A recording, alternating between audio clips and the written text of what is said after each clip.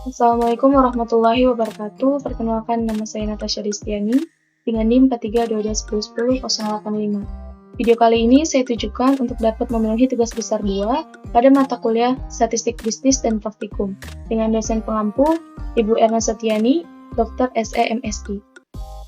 Baik, jadi dalam video kali ini saya akan melakukan uji data terhadap data yang sudah saya siapkan dalam aplikasi SPSS. Jadi di sini saya sudah menyiapkan data dari 20 perusahaan dalam sektor real estate dan properties sebanyak 20 sampel perusahaan dengan perbandingan tahun 2020, 2021, dan 2022.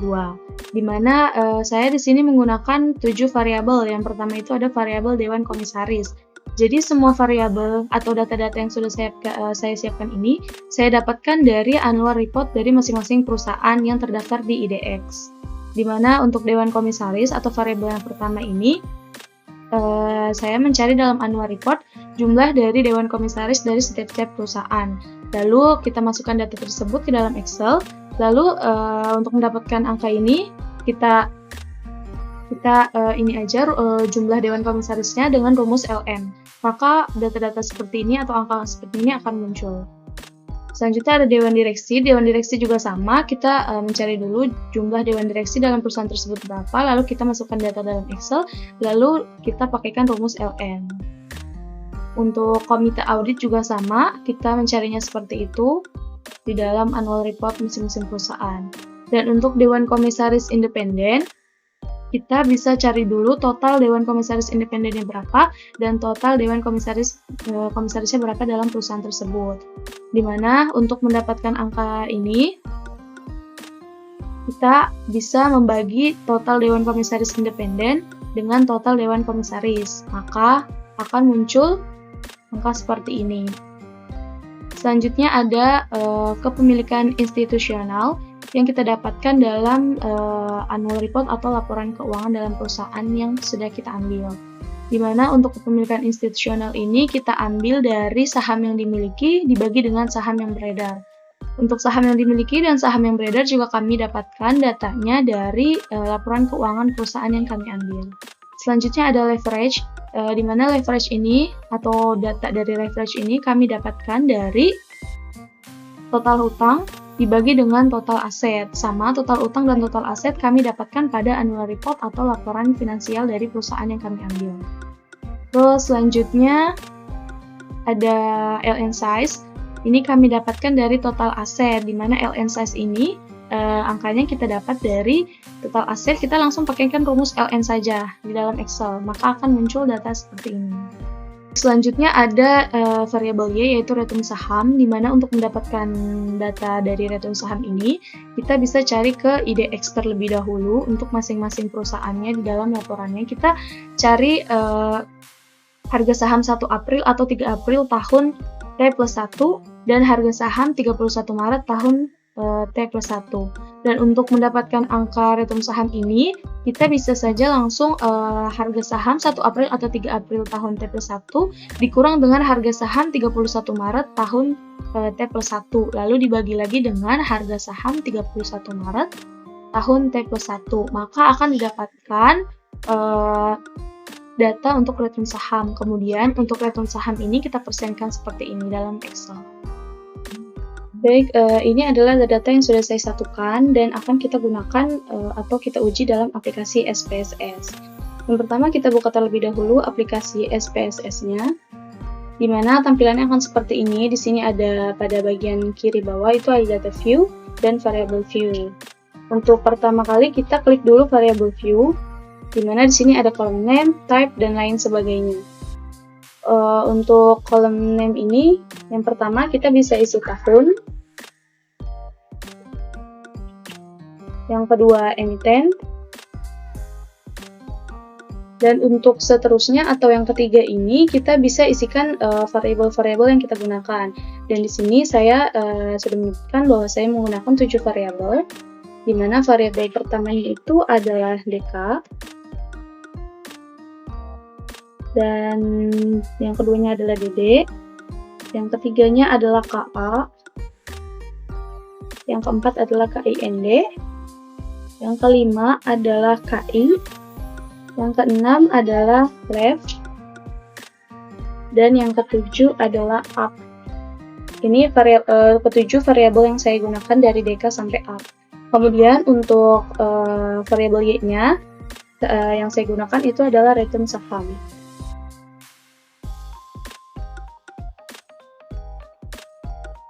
Nah, setelah sudah kita isi seperti ini, kita isi di bagian label. Untuk tahun itu kita isinya sama, tahun. Dan untuk emiten juga sama, kita isi emiten. Dan untuk variabelnya atau DK ini merupakan Dewan Komisaris, kita isinya Dewan Komisaris. Selanjutnya adalah DD, yaitu Dewan Direksi. Selanjutnya ada KA, KA adalah Komite Audit.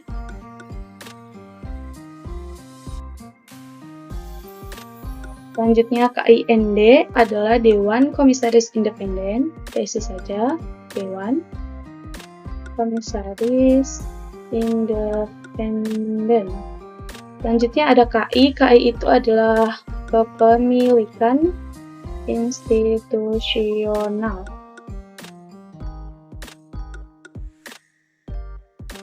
Selanjutnya ada left, left itu leverage. Dan up itu adalah size. Dan untuk variabel Y-nya return saham, kita isinya sama, return saham. Jika kolom tabel ini sudah terisi sesuai dengan variabel yang kita gunakan, maka yang perlu diubah lagi adalah pada bagian type di barisan emiten. Kita harus rubahnya ke string. Kita pilih string lalu klik OK. Selanjutnya yang perlu diubah lagi adalah pada kolom user ini, di mana setiap variabel ini kita ubah menjadi scale kecuali pada emiten. Kita ubah semuanya menjadi scale.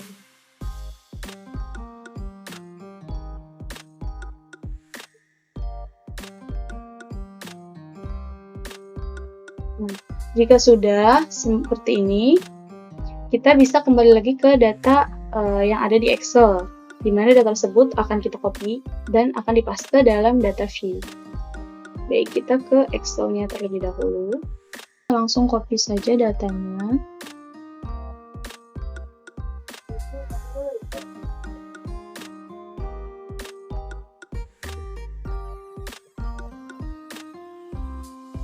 Kemudian kita kembali lagi ke aplikasi SPSS-nya di bagian data view. Kita klik di tahun sampai kuning seperti itu, lalu kita bisa paste. Jika sudah, kita kembali lagi ke variable view untuk mengubah desimal pada tahun menjadi 0. Jika sudah, kita bisa cek lagi di data view. Selanjutnya kita akan ke tahap untuk pengujian asumsi klasik, di mana pertama kita bisa klik analyze, lalu descriptive statistik, lalu pilih deskriptif. Nah, di sini akan muncul tampilan seperti ini, kemudian kita bisa CTRL-A, lalu kita pindahkan semua variabelnya ke kolom sebelahnya. Lalu kita bisa klik option terlebih dahulu untuk menyesuaikan. Kita cek dulu terlebih dahulu di sini, jika sudah sesuai, kita bisa klik continue, lalu klik OK. Maka akan keluar output seperti ini. Kemudian, langkah selanjutnya, kita bisa klik lagi analyze, lalu regression, kemudian kita pilih linear. Selanjutnya, kita pindahkan variabel Y, yaitu return saham, pada kolom dependent. Kemudian untuk semua variabel X-nya itu dari Dewan Komisaris sampai size kita pindahkan ke kolom independen. Jadi Dewan Komisaris kita pindahkan satu-satu. Dewan Direksi, kemudian Komite Audit, dan Dewan Komisaris, lalu Kepemilikan Institusional, lalu Leverage, kemudian Size. Kita bisa cek terlebih dahulu apakah semua variabel di sini sudah masuk atau belum. Nah, jika sudah, kita bisa klik save. Lalu pada bagian residual ini, kita bisa checklist pada bagian ini, unstandardized. Jika sudah, kita bisa klik continue, lalu kita klik OK. Maka akan keluar output seperti ini.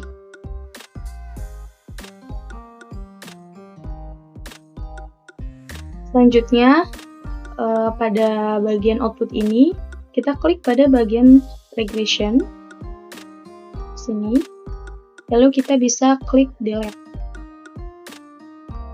Jika sudah kita delete bagian regressionnya, kita bisa cek di bagian data view. Nah, di sini sudah muncul res_1. Baik, langkah selanjutnya kita bisa klik analyze, lalu klik non-parametric test, kemudian pilih legacy dialog, lalu kita pilih one sample KS. Kemudian kita pindahkan yang bagian ini unstandardized pada kolom sebelahnya. Kemudian kita bisa klik OK. Selanjutnya kita bisa klik transform, lalu compute variable. Nah, kita pilih dulu di function group ini, kita pilih all. Dan di bawahnya ini kita pilih yang ABS. Kemudian kita pindahkan dia ke atas. Selanjutnya untuk variable unstandardized ini atau res1, kita pindahkan juga ke kolom numeric expression. Kemudian pada target variable ini kita bisa tulis ABS underscore res1, lalu kita bisa klik OK. Akan muncul output seperti ini. Selanjutnya kita bisa lihat di data view bahwa tabel ABS underscore res1 juga sudah muncul. Selanjutnya kita bisa klik lagi analyze,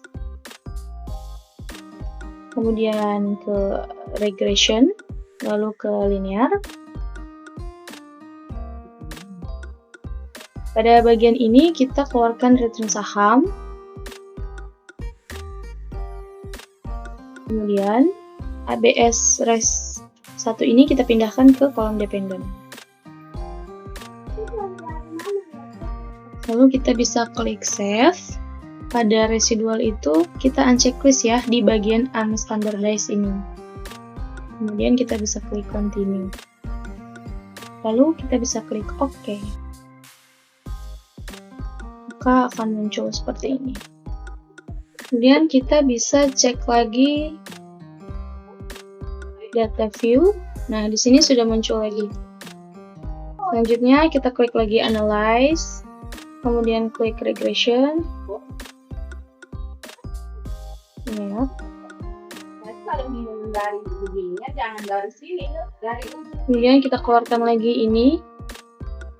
Lalu kita ubah lagi menjadi return saham. Kita masukkan lagi ke kolom dependent. Lalu kita bisa klik statistik. Kemudian checklist yang bagian ini. Lalu kita checklist juga bagian Turbine Watson. Lalu kita bisa klik continue. Selanjutnya kita bisa klik plot. Kemudian yang bagian ini kita bisa pindahkan ke kolom yang X, dan yang ini kita pindahkan ke kolom Y.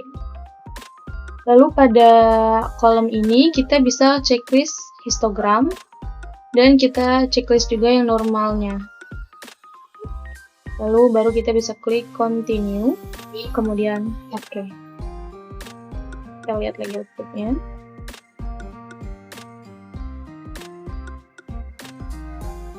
Nah, data-data tersebut ini merupakan hasil-hasil dari uji yang sudah kita lakukan tadi.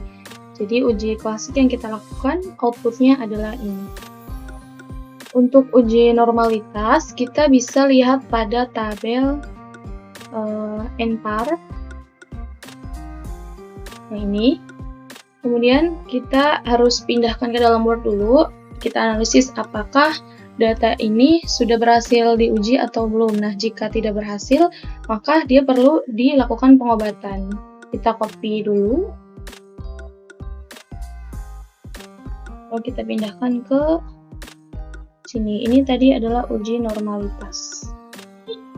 Setelah hasil dari uji normalitas kita pindahkan dalam Word, kita bisa melihat untuk keterangan atau ketentuan dari uji normalitas tersebut. Di mana uji normalitas ini dikatakan berhasil apabila nilai asimsiknya itu lebih besar dari 0,05 atau lebih besar dari 5%. Kita lihat dari hasil data yang telah kita uji, di mana nilai asimsiknya ini adalah sebesar 0,000. Hal ini membuktikan bahwa data yang saya uji itu lebih kecil dari 0,05 atau lebih kecil dari 5%. Maka kesimpulannya, untuk uji normalitas ini perlu dilakukan pengobatan.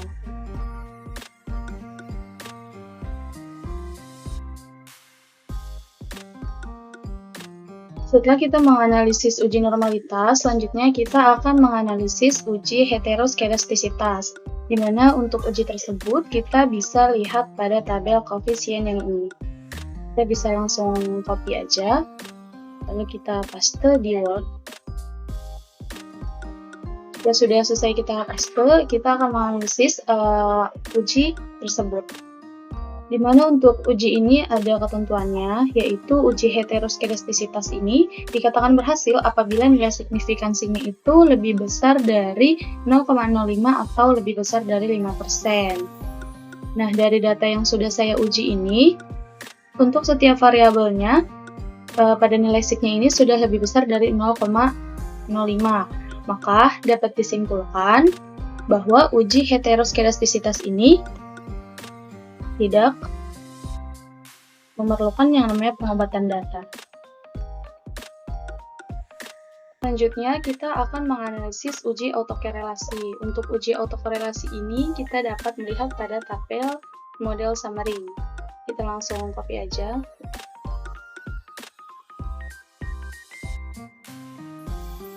Kita langsung paste. Nah, untuk uji autokorelasi ini, ketentuannya yaitu uji autokorelasi dapat dikatakan berhasil apabila DU itu lebih kecil dari DW dan lebih kecil dari 4 dikurang DU. Yang pertama kita hitung dulu N sama dengan 20. Nah, 20 ini adalah jumlah emiten yang saya ambil dari data saya. Dikali 3. Nah, 3 ini adalah perbandingan tahun emiten, yaitu tahun 2020, 2021, dan 2022. Untuk K-nya ini adalah jumlah variabel. Dalam data ini, saya menggunakan 7 variabel. Dan untuk mencari nilai DU-nya, kita buka terlebih dahulu tabel turbin Watson-nya, di mana pada tabel ini kita cari pada K7 dan N-nya itu 60. Nah, di sini nilainya terlihat. Untuk DU-nya adalah 1. Maka untuk DU-nya adalah 1,8505. Nah, untuk DW-nya kita bisa lihat di tabel yang hasil output tadi, yaitu 2401. Kemudian untuk mencari DL-nya itu rumusnya adalah 4 dikurang DU. Maka DL sama dengan 4 dikurang DU-nya adalah 1,8505. Maka menghasilkan hasil 2,1495. Maka kita lihat lagi ketentuan untuk lolos uji autokorelasi ini, di mana DU itu kita tulis dulu DU sebesar 1,8505 itu lebih kecil dari DW, yaitu sebesar 2,401. Nah, untuk DL-nya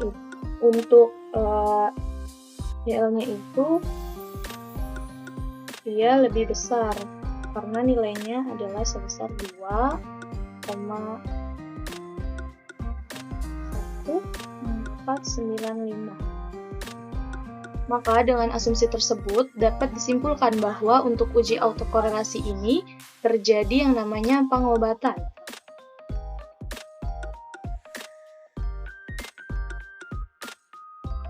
Karena nilai DU itu lebih kecil daripada DW dan lebih besar daripada DL.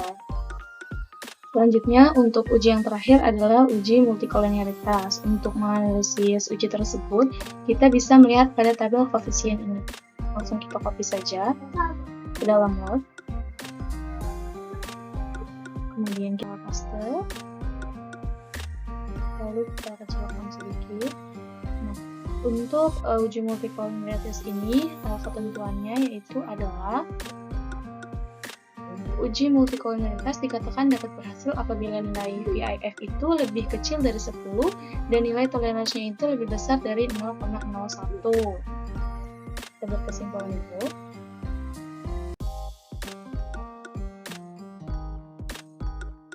Nah, jika kita melihat pada ketentuan ini, untuk nilai VIF-nya itu harus lebih kecil dari 10. Dimana pada data yang saya uji ini, untuk nilai VIF-nya itu adalah lebih kecil dari 10, dan untuk nilai toleransinya itu semuanya variabelnya itu adalah lebih besar dari 0,01. Maka kesimpulannya untuk uji multikolonialitas ini tidak perlu dilakukan pengobatan.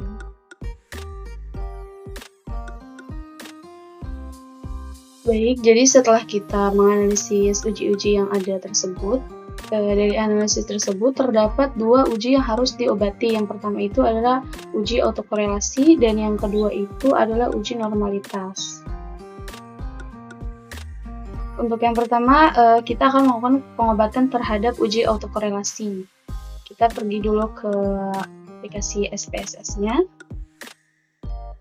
Kemudian kita klik transform, lalu compute variable. Bisa kita reset terlebih dahulu. Lalu di target variable ini kita klik plug Y. Jika sudah, kita pada functional group kita pilih all. Lalu untuk yang bawahnya kita cari yang log 1. Nah, jika sudah, kita pindahkan dia ke atas. Nah, di sini kita pindahkan yang residualnya ke atas ini.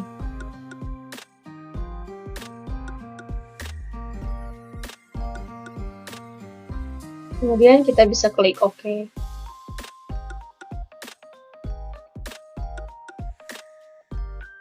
Kita bisa lihat output di sini. Kemudian kita bisa kembali lagi ke aplikasi SPSS-nya. Lalu kita klik lagi Analyze, lalu Regression, pilih Linear. Kita reset terlebih dahulu. Kemudian kita pilih yang return saham. Kita masukkan ke atas, ke kolom dependen. Kemudian semua variabel dari Dewan Komisaris, Dewan Direksi, Komite Audit, Dewan Komisaris Independen, Pemilikan Institusional, Left, dan Up kita masukkan semuanya ke dalam kolom independen. Pindahkan. Dan sudah yang log underscore Y ini juga kita masukkan ke dalam kolom independen. Kemudian kita bisa cek terlebih dahulu. Lalu kita bisa klik statistik. Lalu pada bagian residual ini kita checklist Durbin-Watson, kemudian klik continue, lalu kita bisa klik OK. Outputnya seperti ini. Kemudian akan keluar output seperti ini, di mana output ini merupakan output dari hasil pengobatan yang kita lakukan pada uji autokorelasi. Kita bisa langsung copy aja, lalu kita salin di Word.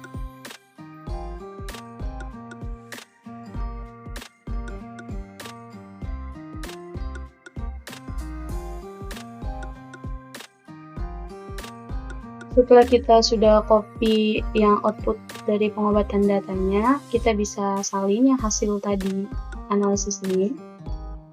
Bisa copy, lalu kita akan ganti di sini.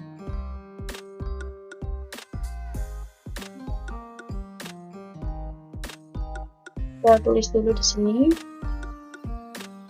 pengobatan dasar, dimana Darwin-Watson sebelumnya kan 2.401. Nah, sekarang kita ganti dari data yang baru yang sudah kita lakukan pengobatan, yaitu 1,957. Nah, maka dari data ini kita ambil lagi autokorelasinya atau ketentuan dari uji autokorelasi.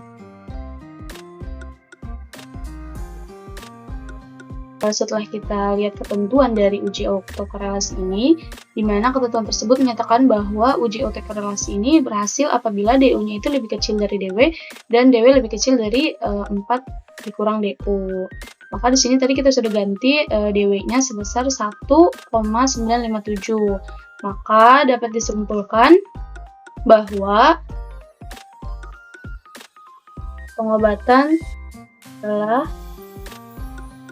berhasil karena nilai dari DU-nya itu lebih kecil dari nilai DW dan nilai DW itu lebih kecil dari 4 dikurang DU. Maka pengobatan telah berhasil. Selanjutnya kita akan melakukan pengobatan pada uji normalitas. Kita ke aplikasi SPS-nya terlebih dahulu. Lalu kita bisa klik transform, lalu compute variable. Kita bisa reset dulu. Lalu ini kita bisa isi LNDK. Lalu pada functional group kita pilih all dan cari LN. Lalu kita naikkan ke atas. Sudah, kita pindahkan juga dewan komisaris ke numeric expression. Kemudian klik OK. Kita lakukan hal yang sama untuk setiap variabel. Kita hapus. Kita ganti jadi DD. Ini juga kita hapus. Lalu kita pindahkan dewan direksi ke numeric expression. Lalu klik OK. Lalu kita transform lagi compute variable, DD kita ganti jadi KA. Ini juga kita hapus. Lalu masukkan komite audit ke dalam kolom numeric expression. Lalu kita bisa klik OK. Lalu transform lagi compute variable DKIND. Ini juga kita hapus. Kita naikkan dewan komisaris independen pada kolom numeric expression.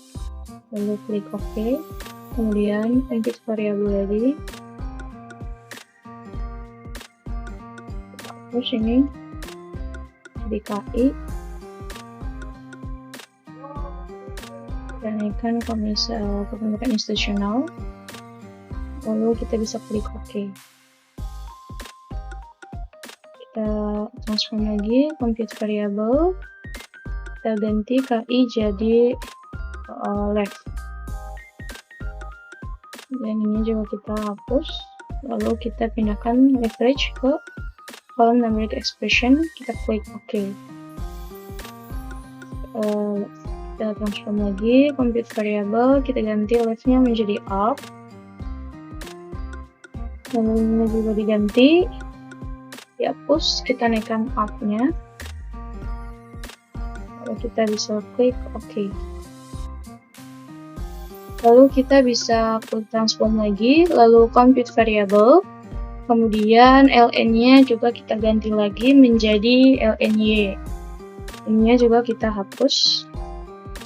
Lalu kita naikkan yang return saham ke numeric expression. Kemudian kita klik OK.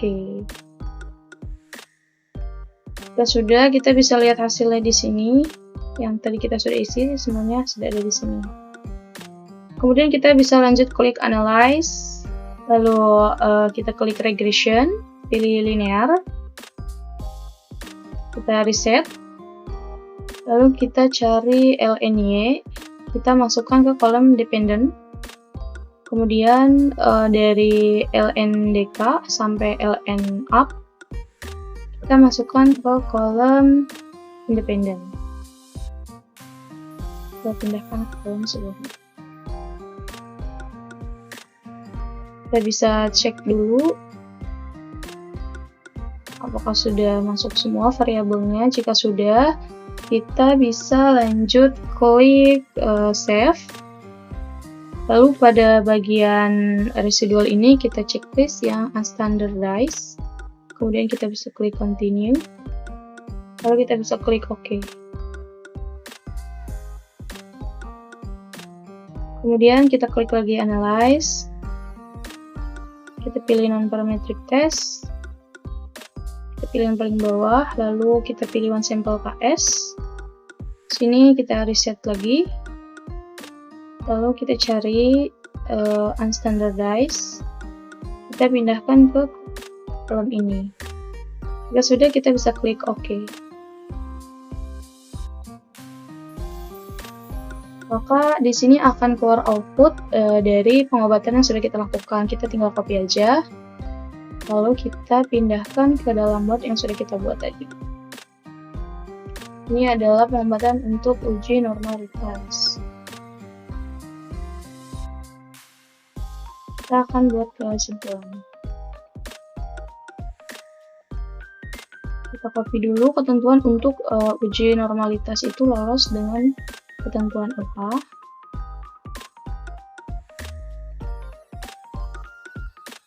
Nah, di sini uji normalitas dikatakan berhasil apabila nilai asymmetric-nya itu lebih besar dari 0,05 atau lebih besar dari 5%. Kalau yang data yang pertama kali kita lakukan uji asumsi klasik ini kan dia lebih kecil ya dari 0,05, makanya dia perlu dilakukan pengobatan.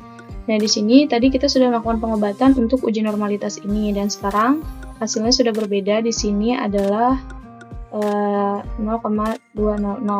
Maka dari hasil data tersebut dapat disimpulkan bahwa pengobatan yang kita lakukan terhadap uji normalitas ini telah berhasil.